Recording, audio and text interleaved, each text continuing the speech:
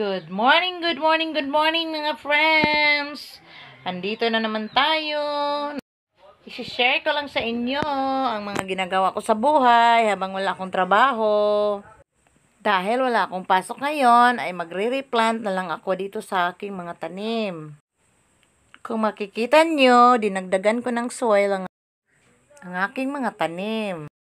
At itong mga ginagawa ko ay part na rin ito ng aking pag-ehersisyo. Dito sa aking garden, sari-sari ang aking mga itinanim. Mayroong herbal, mayroong mga bulaklak. Alam nyo ba na dati akong isang 80 kilos at 41 inches ang aking baywang? Sa ginagawa kong ito, lagi akong nagpapainit sa araw at sinabayan ko ng diet. Simple lang ang diet ko. Konti lang ang rice, damihan ang isda at saka gulay.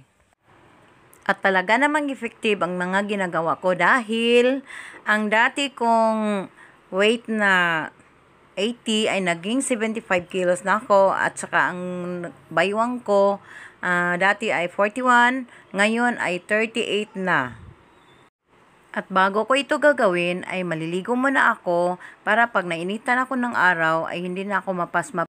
At talaga namang masaya ako sa mga ginagawa ko dahil pag pinapawisan ako ay parang gumagaan ang pakiramdam ng aking katawan. At wala na akong pakialam kung umitim na ang balat ko dahil sa kabibilad ko ng araw. Mas mabuti ngayon dahil yung skin mo ay naging strong na siya.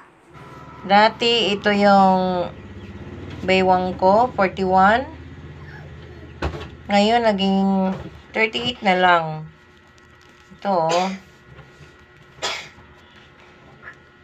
don't worry guys, i-update ko kayo sa susunod kong video. Ito, 38.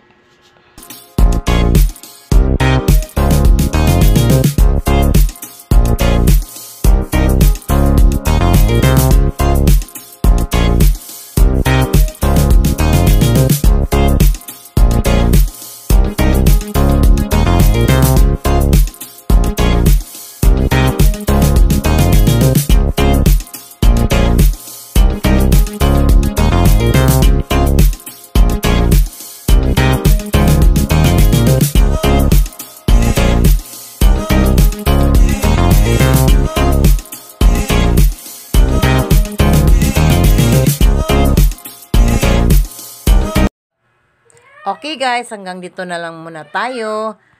At sa susunod ko na video, i-update ko kayo kung ano na ang naging resulta ng aking pagdadiet. I-update ko kayo sa aking timbang at saka sa aking baywang at sa aking mga tanim. Kung ano na ang resulta, ipakita ko rin sa inyo.